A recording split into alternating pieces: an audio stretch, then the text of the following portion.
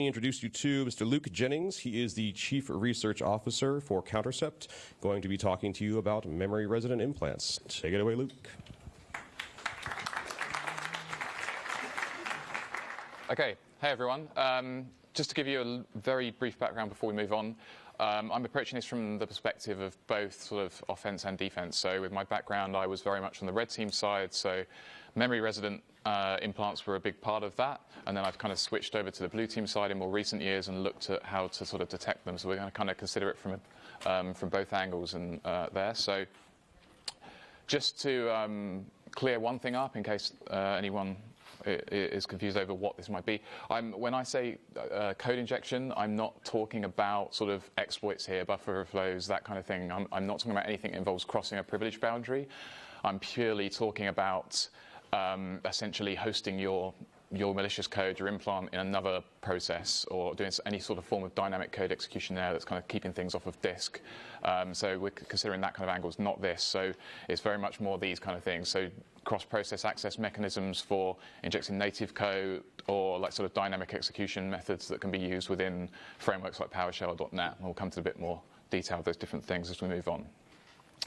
So first of all, what does this look like if you go back some time? What's the sort of classic ways people are doing this? So a common approach is reflective DLL loading. This is something that frameworks like Metasploit have been using for many years, dating back over a decade, with something like the Meterpreter.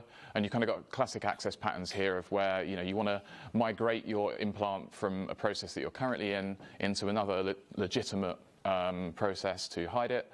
And you'll use API calls like virtual and write process memory and then create a remote thread. So essentially you have something that looks like this. You've got a process where you've got image locations mapped for sort of, if this was calc, you might have calc.exe and then all the DLLs mapped.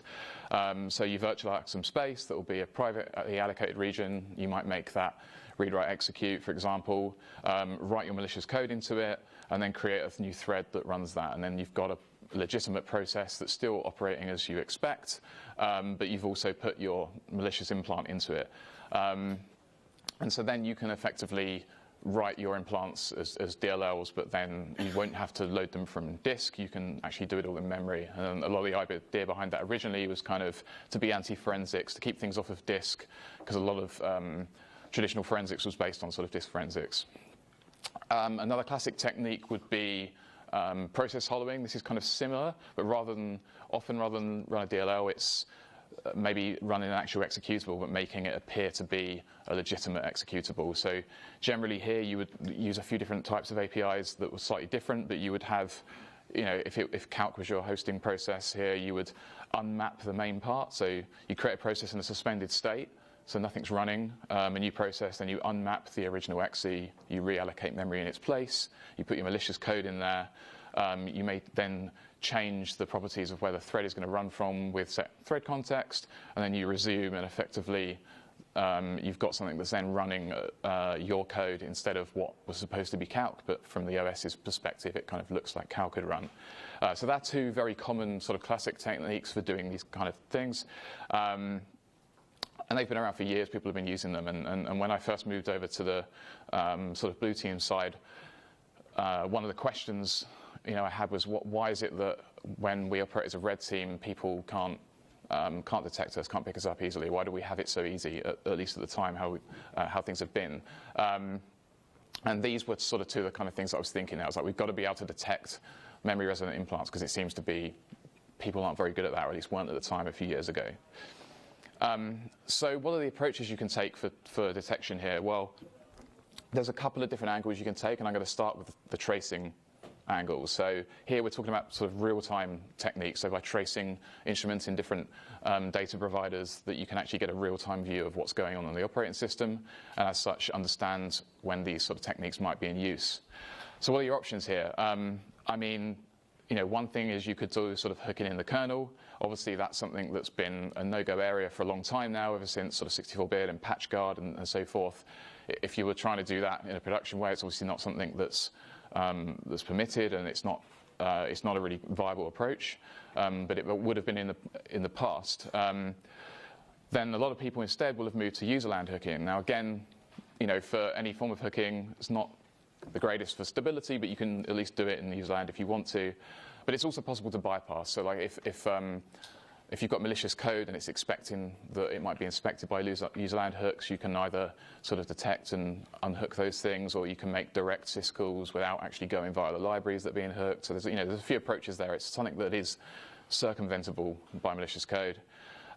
Or you can take officially provided information from the OS, which is obviously the most safe way to do it. And traditionally, this has been mostly sort of kernel callbacks, so you can get sort of notifications on new process and thread creation events that can be used to sort of analyze some of this. And then you've got callbacks you can get for handle operations, so you can see, oh, okay, process A opened a handle to process B, or opened a handle to a certain thread, and you can get some level of information about what's going on by looking at those. And also with the event tracing framework, ETW, there's providers related to the kernel that give you some information similar to this as well. So information from about thread start events and virtual allocs and those kind of things. So they're your main sort of routes for getting telemetry related to this traditionally when it comes to the tracing side. So an example of this practically is Microsoft Sysmon. So there are examples there for some event IDs that Sysmon can generate that are related to these areas. So there's a couple of examples there. We've got a process access event, and we've got a create remote thread event. So if we thought about that classic example of reflective DLL loading from before, then we would see events triggered here. So we'd see, okay, process A accessed process B, and then it used create remote thread and actually fired off a new thread inside it. And using that, we might be able to see some of these techniques as they happen real time. So a lot of people, I think, in this area have generally focused on finding quite specific sets of API calls, how they are called and with what options as being methods for actually detecting this. So they might say, okay, well, I expect to see virtual alloc called. I expect the permissions to be read, write, execute, then write process memory, then create remote thread in the same region, and making quite specific detection routines around that. Obviously, with anything in security, it becomes a bit of a cat and mouse game, an arms race, and people using these techniques are then trying to find ways of doing it in slightly different ways so that it doesn't trigger a detection mechanism. So from that perspective, in terms of like how these things have evolved, I think it's quite good to think of things in terms of what are the key primitives that you kind of need to achieve to get the end goal. And generally speaking, that's either, first of all, you need to get some sort of code into another process, and then you need to be able to redirect the execution flow somehow. And so those previous techniques we've looked at, they achieve both of those goals. But the point is, there's multiple different ways that those goals can be achieved. And if you can find different ways of stitching bits of code together that meets that criteria, then you can probably do the same thing. And if someone's got quite a specific detection mechanism in place, that relies on an existing technique, and you've just found another way of doing it, then you may be able to bypass those solutions. So there's more examples than this, but on the slides you can see some examples of writing code into another process is obviously your classic write process memory. But you can also map sections into another process. There's atom bombing, we'll come to that later, but that was another way someone found of doing this in a quite interesting way. You can find pre-existing shared sections in a target process and then map them yourself. There's multiple different ways. And then on the execution flow side, you've generally got most of them are the classic ones would be thread manipulation methods. So create remote thread as an example, but also queuing APCs or using set thread context to change the execution context of an existing thread. And in those ways, you manipulate an existing thread of execution, and you can achieve that way. But there's a couple of other things. There's the NT-close trick. We'll come to that later. There's a few other things that have been set windows long, for example, is a way of manipulating pointers in another process and then sending a message to that process that causes those pointers to be called. So essentially, the point here is if you can figure out a way of achieving both those things, then you might find ways of circumventing detection methods in place. So as an example of this, one of the newer techniques we've seen is atom bombing. So the idea here is you try and make it appear like there isn't necessarily the traditional writing going on to another process. So you avoid the ways that people have normally been instrumenting this, and you just do the execution flow part. So the way this works is it makes use of the atom table, which is shared between processes, and your sort of first process that's doing the injection will actually put data into the atom table. And then it makes use of APCs to fire APCs against the other process and get it to call the functions required to actually get the atom and write it into a pre-existing bit of memory that's been located in that process. And then eventually, so essentially you get something that looks a little bit like this. You fire the APC, that function primitive is called, it gets the value of the atom, it writes it to a pre-existing code cave. That cave at the time will not be executable yet. Once it's built up the shellcode in the other process by using enough APCs, it will then do one more APC that will execute a ROP chain, so return-oriented programming, to basically reallocate a new section of memory locally with read-write-execute permissions and copy that shellcode to it and execute it. So then it's principally using APCs and avoiding the sort of write process memory method, or avoiding the mapping a section and some of the other ways that people are generally analyzing it, but still getting code into the other process and achieving those primitives. This is something that was, has been adopted by some malware families. I think Dridex, for example, started making use of this at some point. But it's a really, really interesting technique. I think it was maybe sometime last year that it was published. But this is an example of the evolution of this kind of approach. So, interestingly, if you consider atom bombing with something like Sysmon, you can still gain some visibility of it. Now, it might not be that it's necessarily easy to detect in practice, but you can see, for example, Sysmon gives you a process access event if you use the proof of concept code that's available publicly. So essentially, the proof of concept code still calls open process, such you've got that visibility. Now, you don't know necessarily that other things have happened. There's no create remote thread because it's using APC, so you don't have that event, but you can at least see there was some kind of interaction between those two processes. And if in practice you're able to determine that's malicious, then that's a way of seeing it. But actually with this technique, the proof of concept code uses open process to make certain aspects of it easier, but it's not strictly required. Really, you can get away with just using open thread and opening handles to the threads in the target process, which is required to execute APCs against them. And then you can avoid generating that process access event. So it's actually possible to actually get around the telemetry of Sysmon by doing this. So if you see, it's probably a little bit difficult to see in this video, but I'm popping calc from Chrome via the original proof of concept code, and you can see a process access event will have been generated.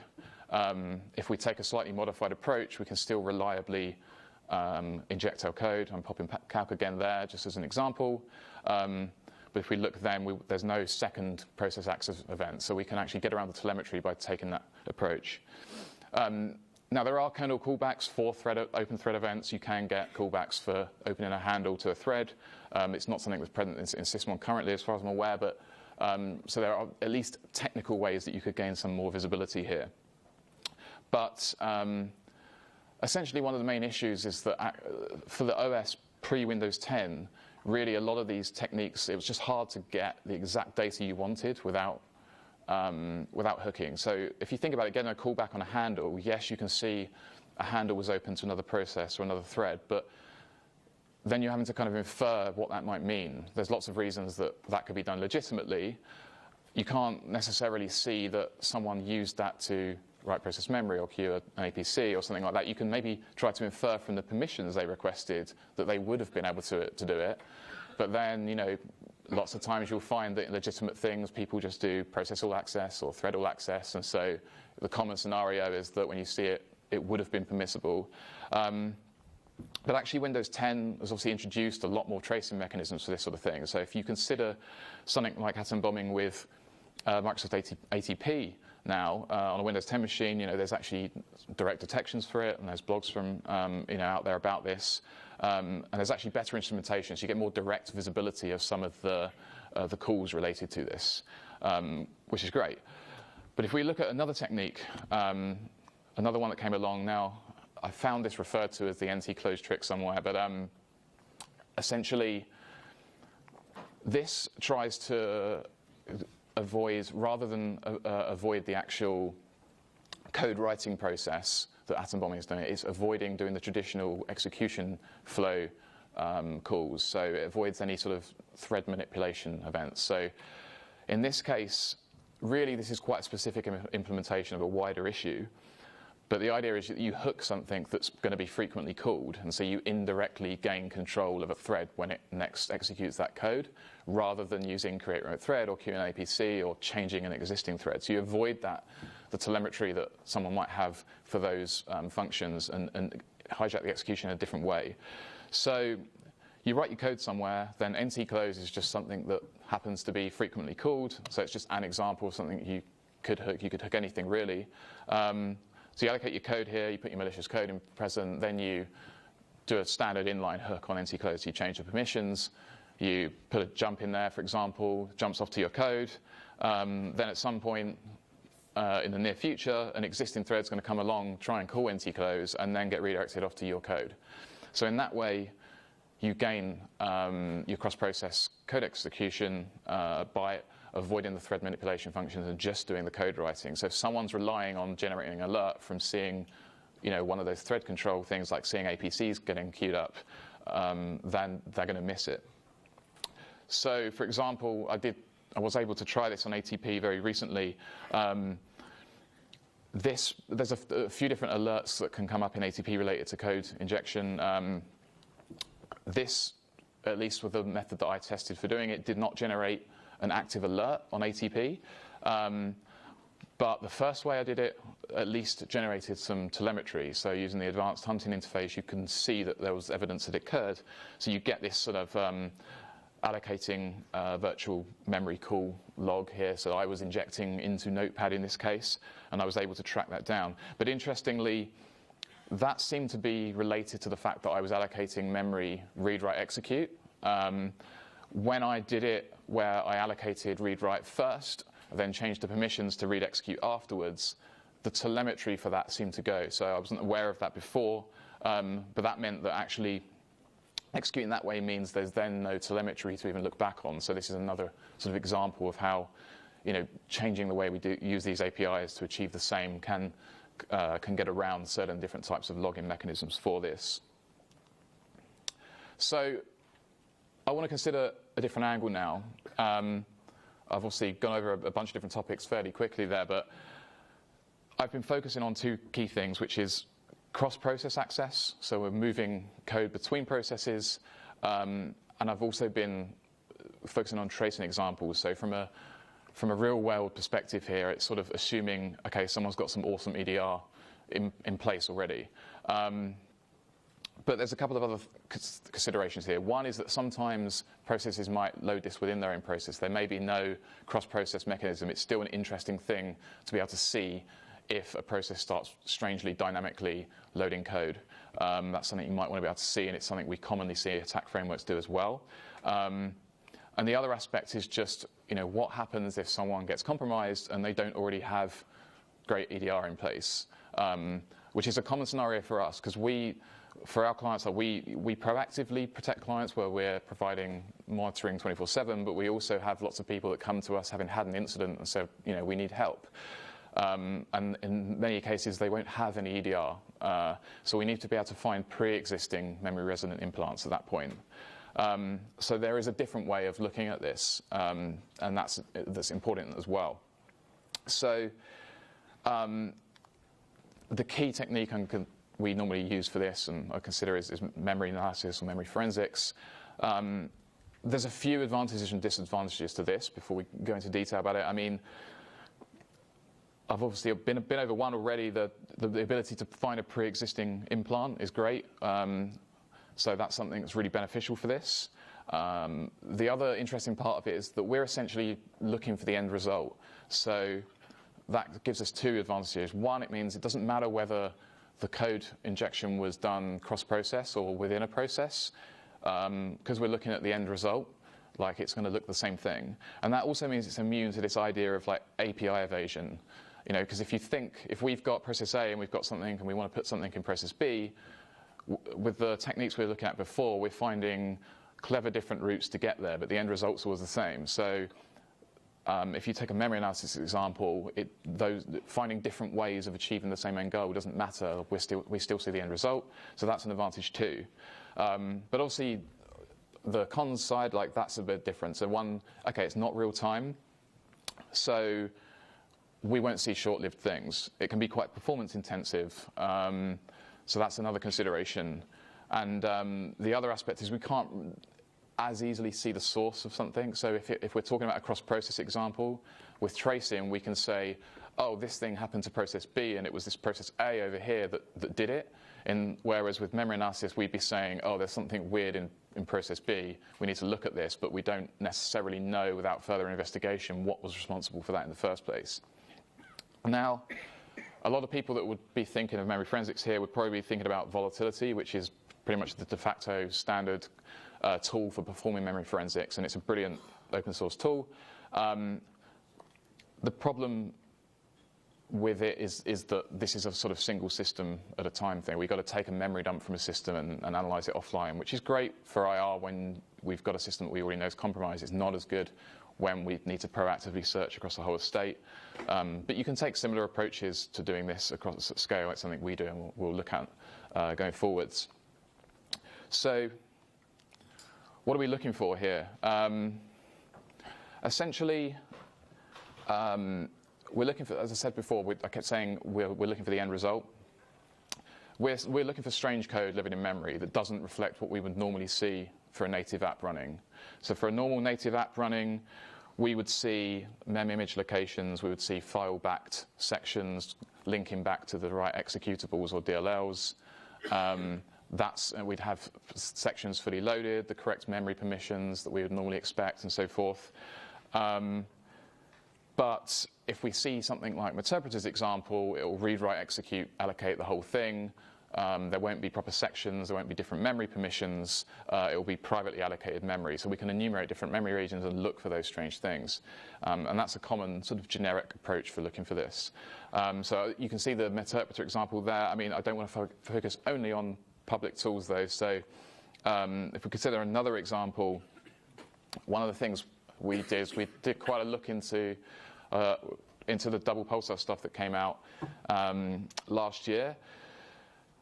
So for this was a kernel mode payload that was used to inject DLLs into user mode processes. Now, the kernel aspect of it for the techniques we were using ourselves currently, we wouldn't have seen, and was a very advanced payload. But the end result was that it would effectively allocate a DLL into another user mode process. And the same kind of approaches then worked for us there. So it looks slightly different to the Meterpreter example. It's actually properly allocated to sections, but effectively we still got something that's in a privately allocated region and stands out as being something that shouldn't be there. So we can still find the end result of that being used with these kinds of techniques. So as a kind of quick example, this is something from one of our systems of looking at this when we've got these techniques sort of running across scale. This was, I think, something on our network testing out with Meterpreter. We end up finding evidence of this where we can see what looks like a reflective load that's occurred on a system. We can see that this has occurred only on one system. This was the result of, I think, a Meterpreter session that generated a randomly named executable and then had loaded the DLLs within that, and we can kind of see the permissions associated with it, the process and so forth, and this then stands out as being something that's of interest for following up, and at this point we would obviously go and get a real process dump and analyze it further. So that aspect is looking for evidence of code. That's one aspect of this. Another one we can look at is look at threads and say, well, you know, a code needs threads to run, so we can have a look at, you know, are there any threads that are executing code in strange locations too? So this is something we've done for a while, and there's also an open source PowerShell script out there for testing this out too. But essentially, you know, if we considered that original classic DLL injection technique from the beginning, we've got one thread of execution dedicated to running our malicious code, and that is running in a strange area of memory. So if we look at the start addresses of all the threads in a process, and we correlate that with everything else we know about the memory space, we can find things that look strange. So in this case, you know, this was being run in the same kind of example. We've injected into Notepad, and this script has identified that there is a strange thread there. So that's another approach we can take to this, which is pretty interesting. And those two techniques alone have been really useful for us in practice in finding real-world compromises. So they are pretty useful as a different angle.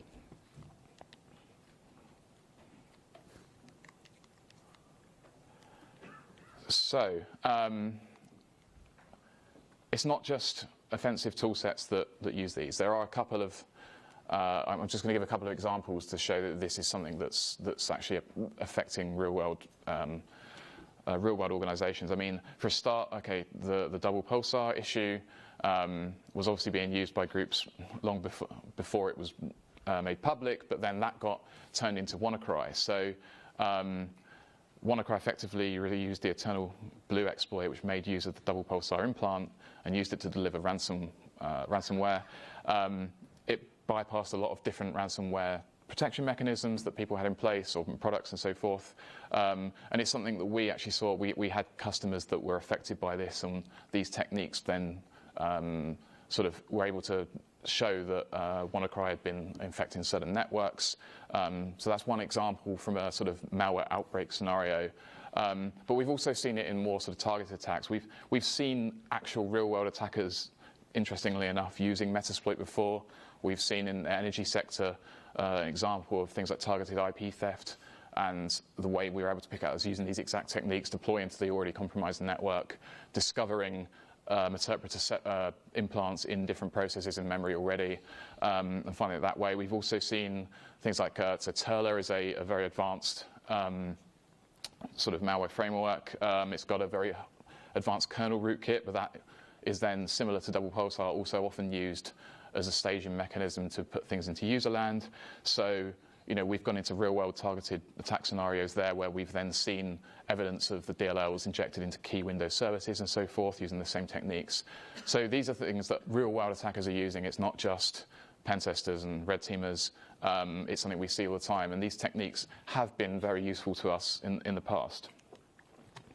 But obviously with anything on these lines, like attackers respond, right? And as there's been more information about this kind of going into the public domain and some of these sort of techniques are being discussed more, we started seeing a response from the security community on this. So you can just see a few examples here. Like, I mean, there's blog posts about evading the PowerShell script I showed you before. There is sort of things like Cobalt Strike, which is an offensive tool set. They've got options for sort of obfuscating parts of what they're doing in memory to make it more difficult to pick up evidence of this with these techniques. And we've then got techniques like Gargle, which is a dedicated technique for evading memory analysis. We'll look at that in a little bit more detail in a sec. Actually, our own red teamers at MWR have blogged in the past, for example, about integrating techniques like Gargle into offensive frameworks like Cobalt Strike. So there's a lot of stuff that's moving here in terms of actually making these methods harder to use. So what are the common bypass approaches here? So I think there's a lot of ways you could approach this as an attacker. I would say, broadly speaking, it's three categories that I see most commonly. One is obfuscation. So we can look for anything that looks like code, but actually you'll find in the real world that's pretty difficult in terms of the noise threshold. There's actually quite a lot of examples of things that are executable but don't necessarily line up with what you might expect when you look at a process that fall outside of the normal image locations. In particular, things like anything that's just-in-time compiled. So in browsers with like JavaScript engines or .NET or Java, all these sorts of things are dynamically creating and compiling native code in the process. So that can provide challenges. But if someone is wanting to make use of sort of fully featured implants, they'll probably have written them in a higher level language like C or something, can compile them to a DLL, so you can be a little bit better when you actually start looking for evidence of full DLLs. So some of the approaches are to obfuscate that, to make it hard to identify that something is actually a DLL and making it more difficult that way. That can be simple things like wiping the headers, or it can be more advanced things of obfuscating other parts of the executable code itself. The other thing is what I'd say is probably hide in plain sight. So for a start, for things like threads, if you avoid actually starting threads in mem private regions, you try and focus on making use of pre-existing threads and rerouting them, it becomes harder to see that that's happened, other than correlating where they started. And when you look at where they started from legitimate locations in the first place. So that's one approach people take. The other approach is to actually overwrite legitimately loaded DLLs. So then, a lot of these techniques people have been looking at before are focused on looking at privately allocated regions only, or MATS regions, but not looking at image locations. But if you actually sort of, for example, load a perfectly legitimate DLL into a process that's not actually required, but is a known nice Microsoft signed DLL, for example, then you can load that, and then you can change the permissions and overwrite it with your code and then start running stuff, and then it's harder to identify with these techniques that is necessarily malicious. In fact, it becomes very difficult to identify, in principle, that kind of approach with memory analysis alone, because then you need to know that what is there is not does not reflect what is on disk. So actually you need hybrid approaches there that can take things and sort of compare what's on disk with what's in memory and determine whether that looks like it's correct or not. And the other approach, which is Gargoyle, is to not be code at all. So Gargoyle is based on ensuring that it's marked to be non-executable most of the time, and making use of timers and ROP chains to change its permissions and execute, and then put things back to read-only. And then the idea is that for something like memory analysis, that unless you catch it while it was actively doing something, which you'd have to be very lucky to if it's just an implant that calls back once a minute or once an hour or whatever the case is, it's going to be very hard for you to identify, because then you've got to find something that looks like code that shouldn't be there, that isn't even marked as code. And that's the idea behind that as an approach. So for one aspect here is, so I mentioned image overwriting. And this is where you need a hybrid sort of technique. It's much harder with memory analysis alone. You can take a mapped DLL that's in an image location and say, okay, all right, it's on disk. Let's go and look at it. Let's take it. Let's emulate the loading process. Say it should be loaded at this base address. Let's apply all the relocations, and then end up with something. It's like, okay, this is what I think it should look like in memory. And then you can compare that to what's actually there. So we take some approaches like that, and you can sort of then see, okay, well, the permissions have changed, the entry point's been modified, and it's only a 3% match byte for byte with what I expected to be there. That's suspicious. In this case here, we're looking at that with one of the results at the top, the calc, and that's an example of using this sort of technique. But you will find lots of examples where there are legitimate differences. So there's a few examples there that you can see are very close matches. It's normally because of legitimate inline hooking that's in place. So you'll find, maybe there's a few bytes changed where certain functions have had inline hooks installed by security products or whatever they may be. But you can clearly see a big difference when it's, a 3% match versus a 99% match or whatever. So that's sort of one approach to doing that. Gargoyle is pretty difficult.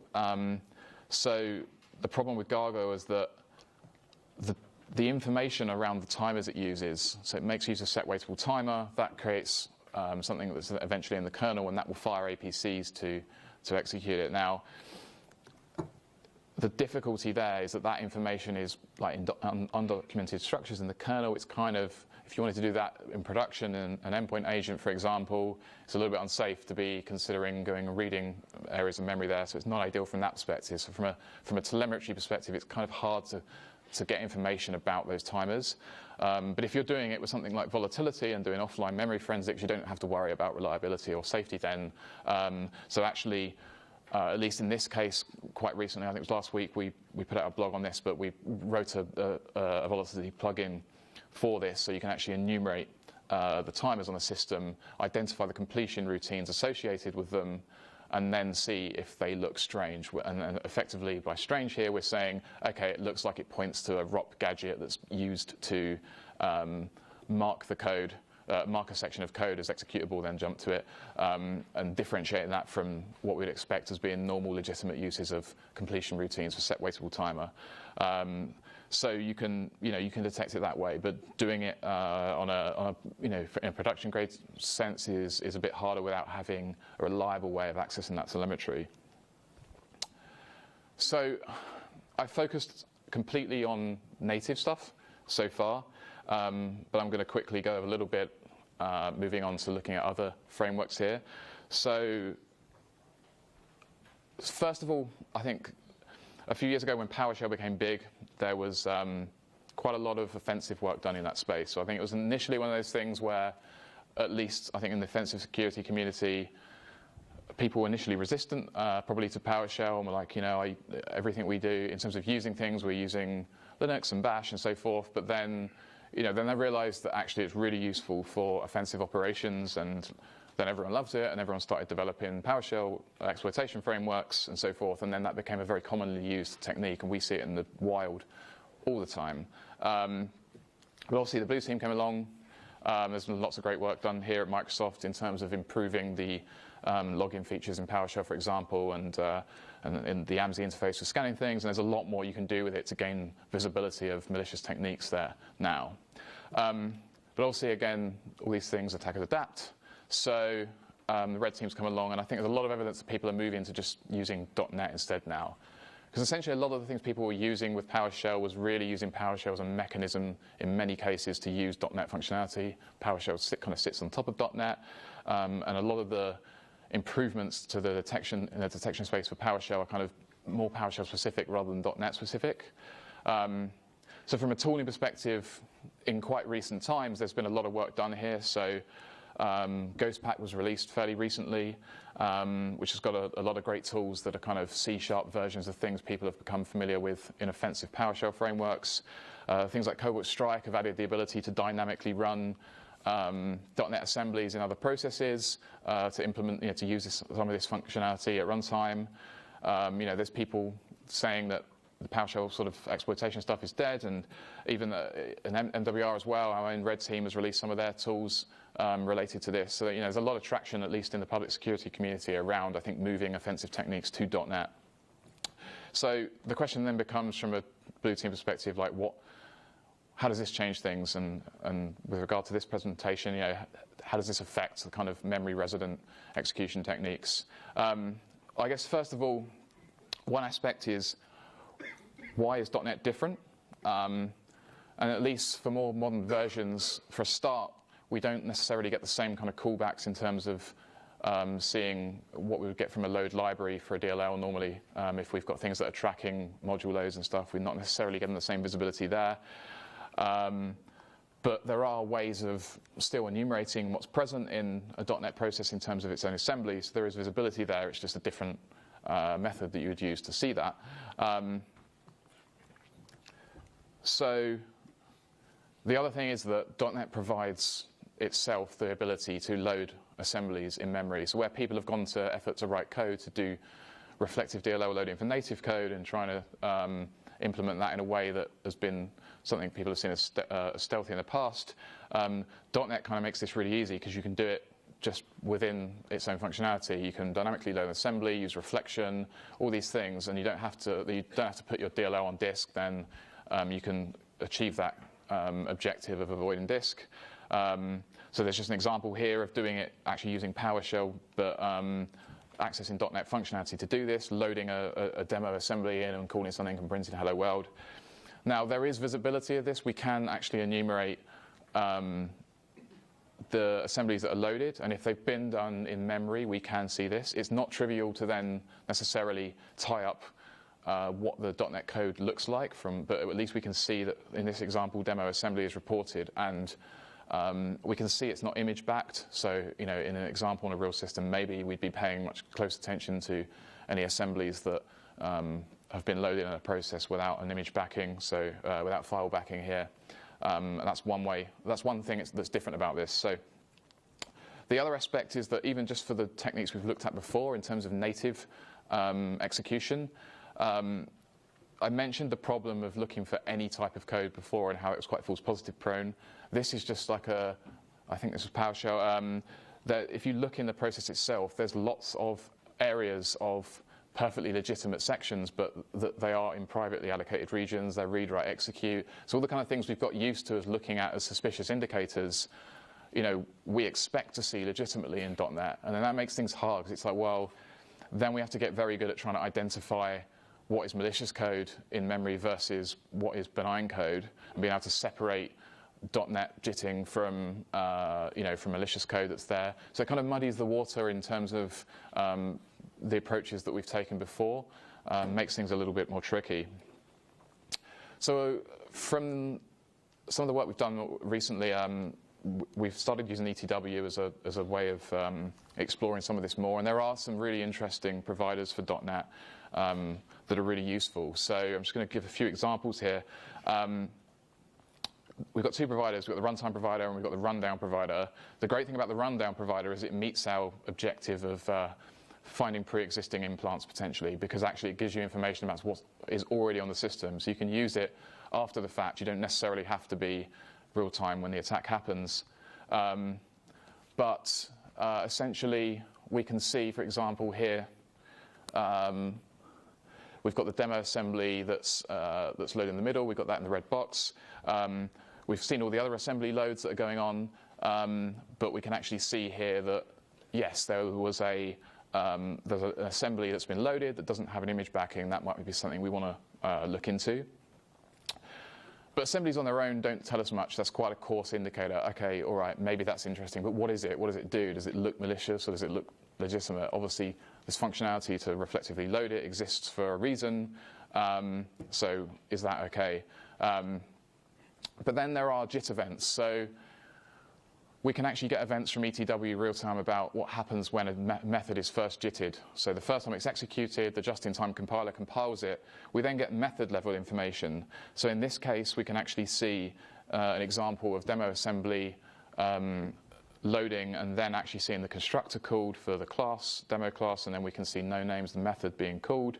And that gives us a much better idea of actually what's going on. So we won't see that. If that method's called 1,000 times, we won't see 1,000 events and be flooded for them.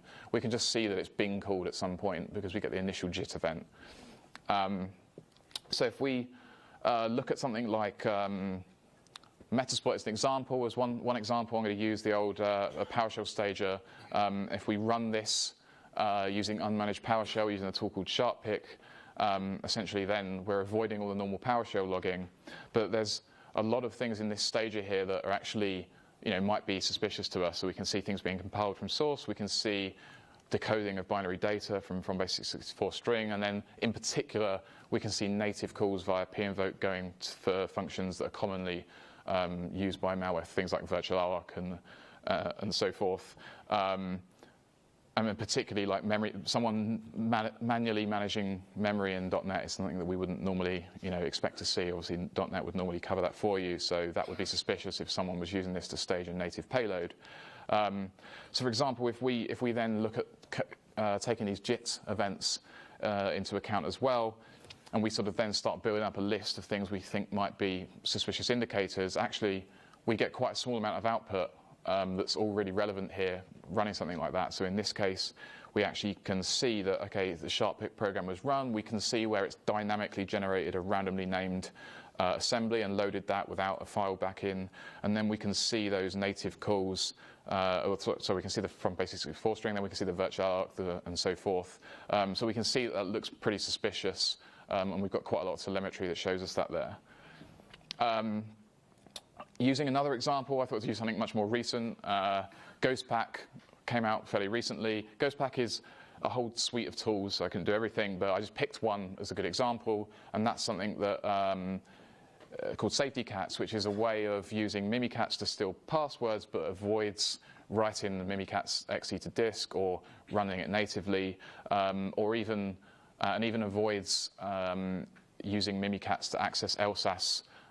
Process memory directly. So what it does is it takes a mini dump of LSAS itself, and then it uses reflective loading techniques via .NET to natively load Mimikatz in memory without writing it to disk, and gets it to process the memory image it's taken and then return the results. As a result, seeing it through this lens, we actually see quite a lot of the interesting information there. We can see the mini dump, write dump call that's made, and then we can see a bunch of different other native calls that are made by it that can be particularly suspicious. So that's something that's is pretty interesting there. So finally, with .NET, this one thing I did very recently, but I started thinking, are there other techniques that people might start using here related to .NET that change this? So I started thinking about Gargle. It's a fairly recent technique. We've not really seen it used in the real world apart from Owen red teams. But you know, is there an equivalent for Gargle for .NET? And I think there is a sort of similar way you can achieve this and make things more tricky in the .NET space too. So that there are .NET timers, and you know, it's a similar case where there's a callback, so we can set a timer and say, run this code in a minute's time or an hour's time or whatever the case is. So I thought, you know, presumably we should be able to do something similar. The challenges with this really is that your callback has to match a particular delegate. So that's fine if you want to write your own .NET to do what you want to do. If you want to try and make use purely of existing .NET library functions, then that significantly limits what you can schedule to be called in the future. So like, for example, if we wanted to call assembly.load, we'd need that to match, you know, so we can schedule a loading of a dynamic assembly in the future. We'd need that to match the delegates. That makes things tougher. But if we're willing to write our own code, it's okay. So I think the idea here is that there's an element of having something that does exist in memory, but keeping that very small and more likely to be seen as legit, and keeping your fully featured implant out of sight that's much more obviously malicious if someone looks at it. So, so the idea here is having something like this. I mean, this is just some pot code. You change it in the real world, but we can set up a timer and get it to fire in future, and then we can have something that can actually dynamically load an assembly that's been passed as byte stream, run it in a new app container, and then tear that down afterwards, which cleans it all up.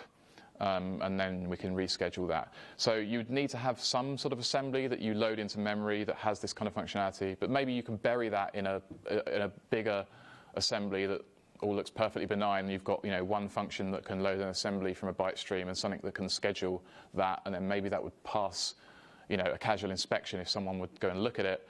And then you have your very obvious malicious assembly then not loaded normally. So if you can even then trigger this natively, so you can make use of COM objects, for example, to if you load it and then make a call that will then pass in your byte stream for your actual malicious implant and have that called for this function. So then you get something that looks like this. So effectively, we can see our assembly loader in the default domain loaded there, and the idea that's the thing that we want to make pass a casual inspection.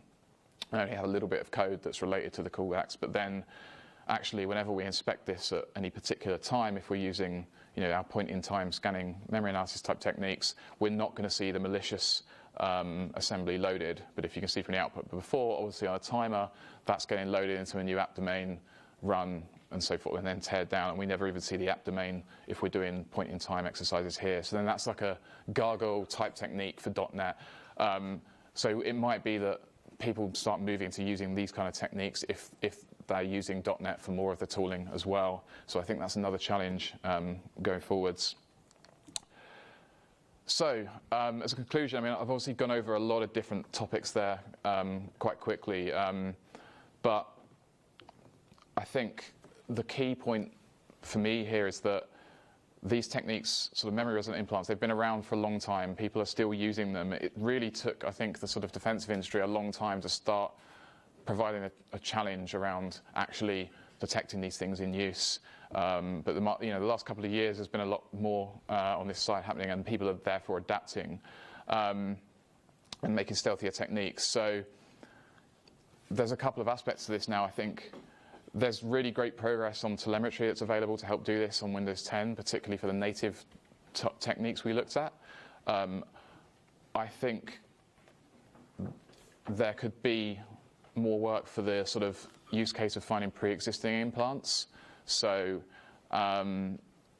any more instrumentation that we can get from the OS, for example, for identifying what should be there versus what shouldn't be, would make those things a lot easier. So for example, with .NET, it becomes very complicated to analyze that space and find separate the legitimate code from the potentially malicious code. Anything that sort of fits in there is going to be really valuable in future in pushing these techniques. But otherwise, I mean, I think we're going to start seeing a lot more evasion techniques being used in this space now that memory analysis techniques and sort of code injection tracing methods and EDR tooling and so forth has become a lot more commonplace, and we'll probably see a lot more evolution in this going forwards. So that concludes my presentation. So at this point, so were there any questions?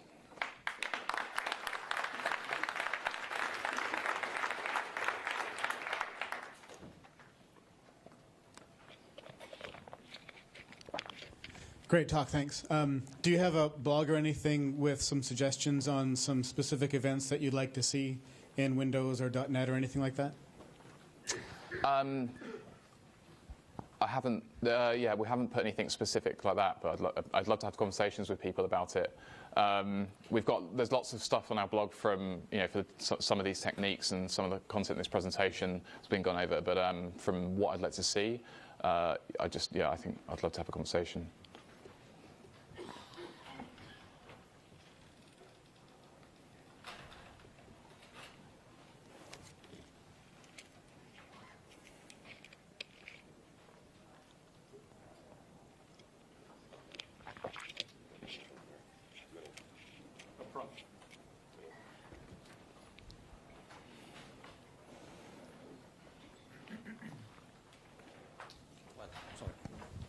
Hey, great presentation.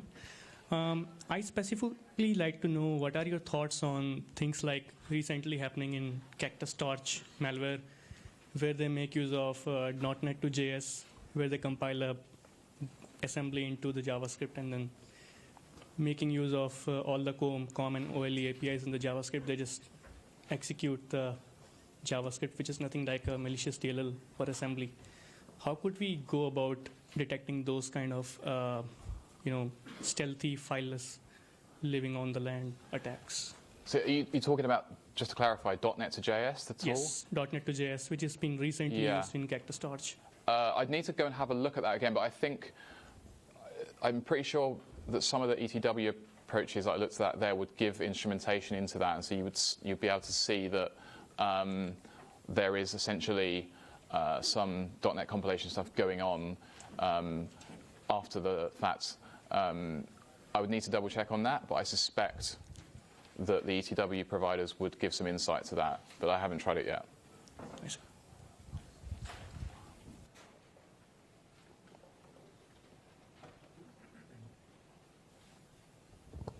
All right. Well, thank you again, Luke. Please give him another round of applause. Thank you.